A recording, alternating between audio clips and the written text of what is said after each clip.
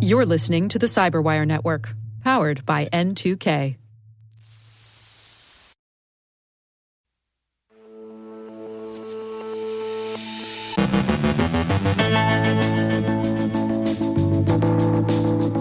It was a whopper of a Patch Tuesday.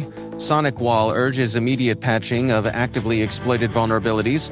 The White House launches an AI-backed vulnerability clearinghouse. The Air Force contends with widespread cybersecurity quarantines. The UK and EU blame Russia for last year's cyberattack on Poland's power grid. Meta faces accusations of AI-assisted layoffs. NATO allies collaborate in space. The Pentagon offers paid cyber apprenticeships. Spanish police dismantle a cybercrime and money laundering network.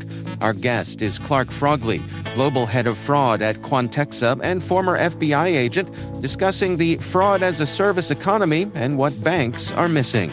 And Grok Build users' data is cloudy with a chance of uploads.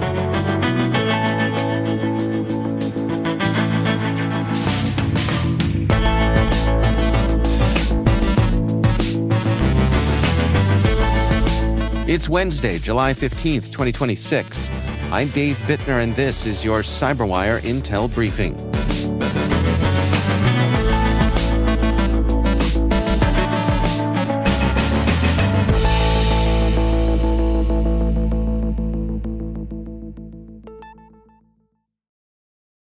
Thanks for joining us. It is great, as always, to have you with us.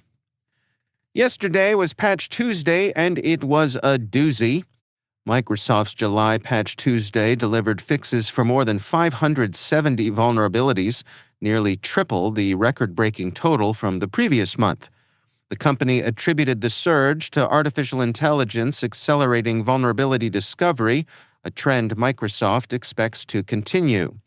Among the fixes were nearly 60 critical flaws and 3 zero-day vulnerabilities, including 2 already exploited in the wild.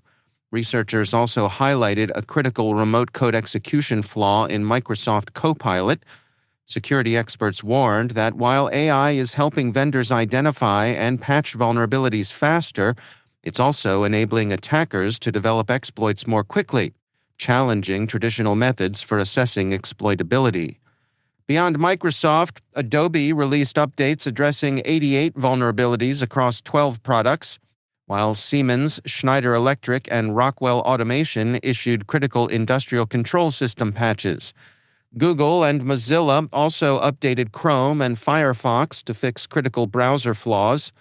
Given the unusual large volume of updates, experts recommend backing up systems before patching and monitoring for any stability issues after deployment. SonicWall is urging customers to immediately patch 2 actively exploited SMA 1000 vulnerabilities after confirming zero-day attacks.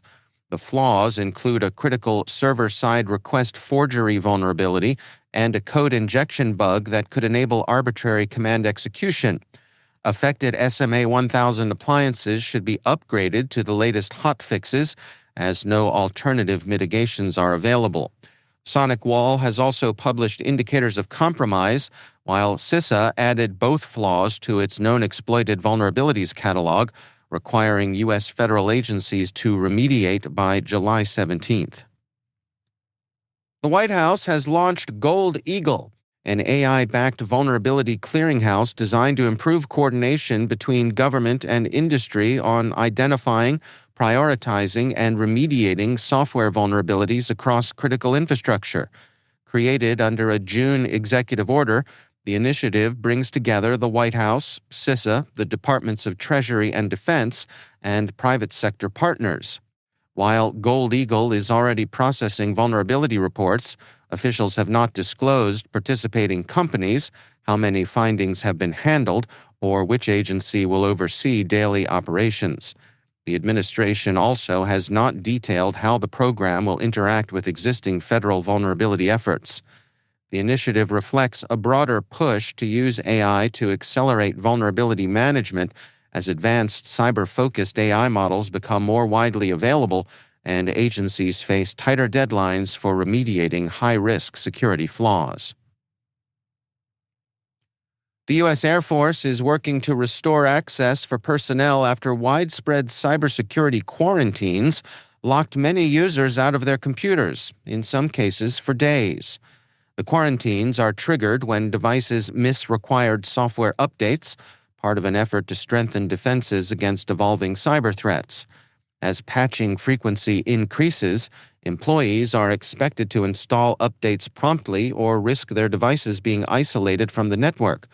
Although quarantines are a long-standing security measure, the current disruption appears unusually large, with reports suggesting tens of thousands of devices may have been affected. The Air Force has not confirmed the scope of the issue, but says the enforcement is part of routine network security maintenance. Affected users must often visit local IT support to restore access, causing operational delays across the service. NATO is making a major push into space. New multinational partnerships, new satellite initiatives, and a growing focus on military resilience beyond Earth's atmosphere. Maria Vermazis joins us with what these announcements could mean for the alliance and why space is becoming an increasingly important domain for collective defense. Thank you, Dave. At the NATO Summit Defense Industry Forum held in Ankara, Turkey last week, 8 NATO allies announced that they are launching a new multinational satellite constellation. It is called HALO, or the Hybrid Alliance Layered Operations in Space. And the purpose of this new constellation is to strengthen secure and sovereign high-speed communications, intelligence, and missile tracking for the participating nations. And those 8 founding nations of HALO are Denmark, Canada, Finland, Germany, Norway, the Netherlands, Sweden, and Turkey, with more countries expected to join. The announcement of the HALO project speaks to the urgency behind greater space sovereignty for the participating countries, and by pooling their resources for a shared constellation, the 8 countries hope to gain greater in-space responsiveness and more secure access to space assets at a lower cost. As this initiative has just launched, NATO says work now begins on mapping out requirements and planning the physical and software architecture of the constellation. For the CyberWire Daily, I'm Maria Vermazis from T-Minus Space Cyber Briefing. Back to you, Dave. Be sure to check out the T-Minus Space Cyber podcast wherever you get your favorite shows. The UK and EU have formally attributed the December 2025 cyberattack on Poland's power grid to Russia's Federal Security Service, the FSB, warning critical infrastructure operators to strengthen defenses against similar threats. The attempted attack, which sought to disrupt communications between renewable energy systems and grid operators, was unsuccessful, but could have left hundreds of thousands without power. A joint advisory from the UK's National Cybersecurity Centre recommends disabling legacy SNMP version 1 and SNMP version 2 protocols, enabling SNVP version 3, and disabling Cisco Smart Install to reduce exposure. The guidance highlights sectors at greatest risk, including energy, communications, healthcare, and government. Alongside the advisory, the UK and EU announced new sanctions targeting Russian intelligence officials, cybercriminals, and individuals linked to cyber operations supporting Russia's broader campaign against Europe. 26 current and former Meta employees have filed a federal lawsuit alleging the company used AI-assisted tools that disproportionately targeted workers with disabilities, those on medical leave, and caregivers during its recent layoffs. The plaintiffs claim Meta relied on metrics such as productivity scores and AI usage to rank employees for termination, disadvantaging workers who had taken protected leave.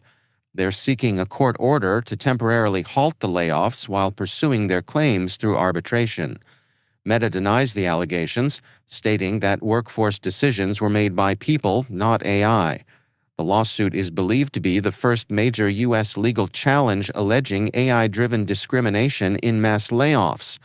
It also claims Meta failed to test its AI systems for bias, potentially violating California and New York City regulations. The Pentagon has opened applications for its new cyber apprenticeship program, a 12-month paid initiative aimed at recruiting aspiring cybersecurity professionals without requiring college degrees or prior cyber experience. Led by the Department of Defense's Office of the Chief Information Officer, the program emphasizes aptitude, practical skills, and hands-on training over traditional credentials as the department seeks to expand its civilian cyber workforce. Apprentices will receive online instruction, lab exercises, mentorship, and industry-recognized certifications while preparing for roles such as cyber defense analysts and incident responders. Open to U.S. citizens eligible for security clearances, the positions offer an annual salary of just over $22,000. Applications close July 17th, and participants who do not complete the program may be required to repay training costs under certain circumstances. Spanish police have dismantled a cybercrime and money laundering network that allegedly generated $160 million through investment fraud and business email compromise scams.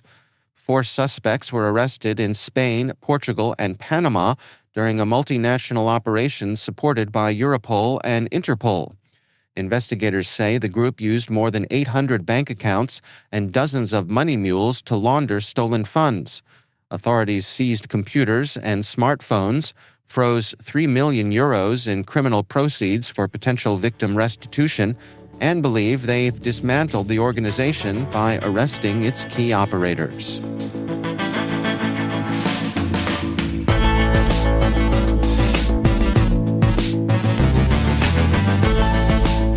Coming up after the break, my conversation with Clark Frogley, Global Head of Fraud at Quantexa. We're discussing the fraud-as-a-service economy. And Grok Build users' data is cloudy with a chance of uploads.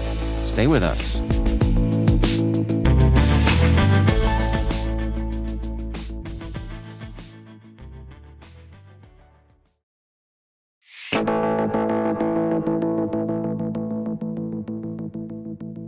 Clark Frogley is Global Head of Fraud at Quantexa and a former FBI agent.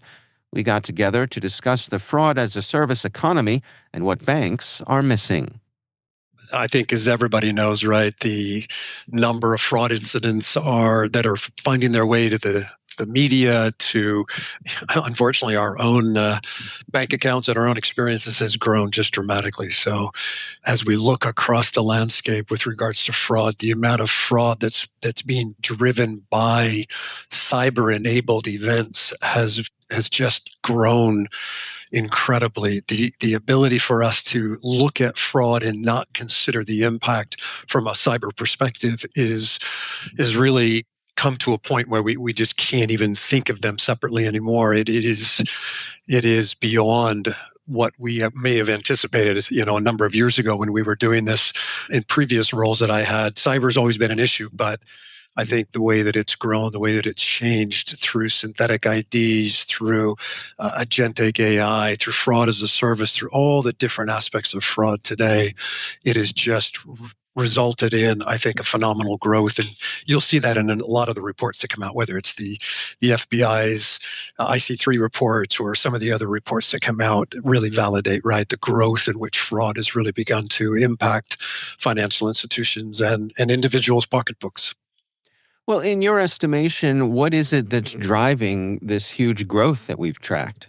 I think clearly one of the big drivers is the growth in AI. It's not the only reason, but certainly is a huge contributing factor, and I think is probably one of the biggest issues behind the rate and the speed of growth. And the reason that is because today, if you think about the different kinds of fraud, right, whether they are business email compromise or the use of synthetic ID and resulting in all kinds of application fraud, mortgage fraud, credit card fraud, other things that are a result of that. All of those things now today, for me to create a persona and submit applications has gone from what used to take months to hours. And so the ability now to commit fraud at scale has just become a huge growth factor. And I think that, in addition to the fact that we see this desire for financial institutions to go faster, right? Faster payments. And so with speed comes higher risk. And so we are seeing a lot of attackers trying to take advantage of that, right? Really exploit the challenges that financial institutions always are faced with. How do I service my customer? How do I reduce the friction? And how do I detect and reduce the fraud? And that's become a real challenge for institutions today. Where do you come down on cryptocurrency? What part has that played in all of this? I love the concept of cryptocurrency, and I love the ability to see alternative ways for individuals to interact and move the value around. I think the challenge, as was probably known early on, right, is how do you regulate it? Initially, all of those that were really deep into crypto didn't want the regulation, but I think we understand that without regulation, without controls, without oversight, it becomes, unfortunately, exploited by those that are using it for nefarious purposes. So almost every major organized fraud ring that is operating today, whether they're holding companies for ransom or they are involved in large networks that are using mule accounts to transfer money around, almost every one of those are using cryptocurrency to either demand payment or to pay others. And so, unfortunately, that means that law enforcement, regulators, and others, if they don't get deeper into and begin to put more controls over the way that we use crypto, it unfortunately is going to continue to be a way for nefarious actors to be successful. It's great that we can see into the blockchain and we can you can track it, but unfortunately, with all of the tools that are available, knowing who's really behind that account is still very difficult. Clark, I have a friend who's a local commercial banker, and I was chatting with him recently, and he was telling me that just a huge amount of his time now is taken up helping his clients with fraud, with scams, with all those kinds of things. He said things he never had to deal with just years ago are just chewing up an incredible amount of time for him. How is the industry meeting this challenge? Yeah, that's the whole fraud scam, or what we more accurately refer to as these authorized push payment scams, are really just, I think, distressing a number of institutions. It's, when you see people that have become victims either through romance scams or investment scams and other things losing their life savings, it pulls at your heartstrings for sure. And then businesses that are trying to provide reassurance and comfort and try to trace funds and make people whole again, as you're right, it has become extremely difficult. I think what you're seeing in a number of different ways, and it's slightly different around the world. In Europe, you've actually seen regulatory pressure to make institutions more responsible, and they have to actually then reimburse when there is a scam involved. If the institution didn't do everything it could to help the customer, I guess, question a transfer and really ensure that this wasn't a scam, they actually know the recipient, then the bank becomes liable. So there's a lot of effort going there. In the US, that isn't the case. We just still don't have that liability issue. But however, institutions still want to do the best thing for their customers. And so they're putting tremendous effort into education. They're using new tools and techniques to help customers better detect, but we're also using on the detection side the fraud teams, right? We are looking at everything from biometrics, how you use your keyboard, how you move your mouse, how long you pause during your session, what's your typical spending patterns. All of those behavioral biometrics become key in really understanding when potentially there is a fraudulent transaction that's about to occur. So we're trying to move away from post-transaction and following and trying to track the money to recognizing the patterns before the money moves and stop it before it actually happens. So a lot of effort, probably one of the bigger areas that I think institutions are focused on right now. For the folks in our audience who are defenders looking to keep their organizations safe, what are your recommendations? What sort of things should be on their radar when it comes to cybercrime and financial fraud? Absolutely. Education, enablement, communication across the organization, I think, is one of the most important things, right? We can't just ignore that this is happening out there and hope that it doesn't happen to us. We do need to be very focused. We need to educate our customers. We do need to put processes in place that allow better detection. And I think that what we're seeing across the institution is that fraud, detection of fraud, understanding of fraud today, while it is getting more complicated, it is moving faster, it still is fundamentally a data problem. So I would encourage your listeners to really give some thought to their data. Do you have the ability to use your data holistically? Can you see your customers holistically across all of the products and accounts that you have with them, so that when something does happen, you're able to recognize that that actually is my customer, or there's something nefarious, or someone is transacting in multiple locations at the same time? Can you detect things like that? That's an ability through things like entity resolution, through things like graph-based analytics that allows you to connect your data and see that I've got 100 applications for credit, or 1,000 credit card applications that have all been submitted from the same IP address. If you can't detect things like that, you are more vulnerable to fraud than you need to be. There are ways for us to leverage technology to improve our data foundation, to really take advantage of some of the new AI-driven solutions that are available out there in the market. So I would encourage a mix of enablement, communication, and then enhance your technology. It is critical.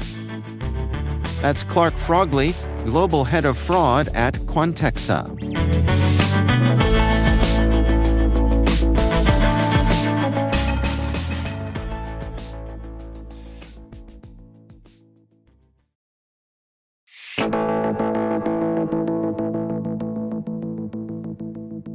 And finally, an AI safety researcher has prompted a swift course correction after discovering that Grok Build, SpaceXAI's command line coding tool, was quietly uploading entire code repositories, complete with Git history, to cloud storage, even when asked to do virtually nothing more than reply, "OK."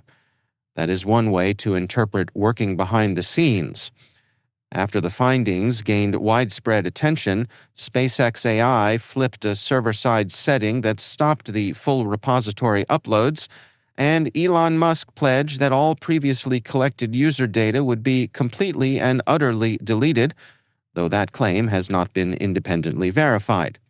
While the company points users to a privacy command to manage data retention, the researcher argues the real fix was the back-end configuration change, and says developers should not have to opt out repeatedly.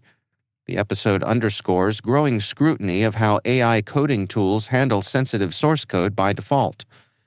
Musk says the data will be deleted. As always, users will have to decide for themselves how much weight to give that assurance.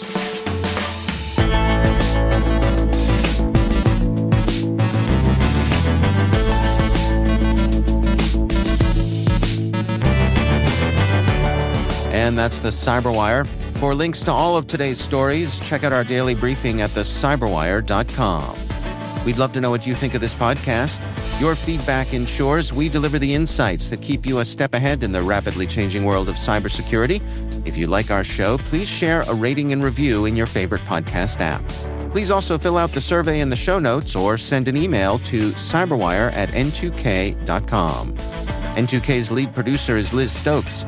We're mixed by Trey Hester with original music and sound design by Elliot Peltzman. Our contributing host is Maria Bermazis. Our executive producer is Jennifer Iben.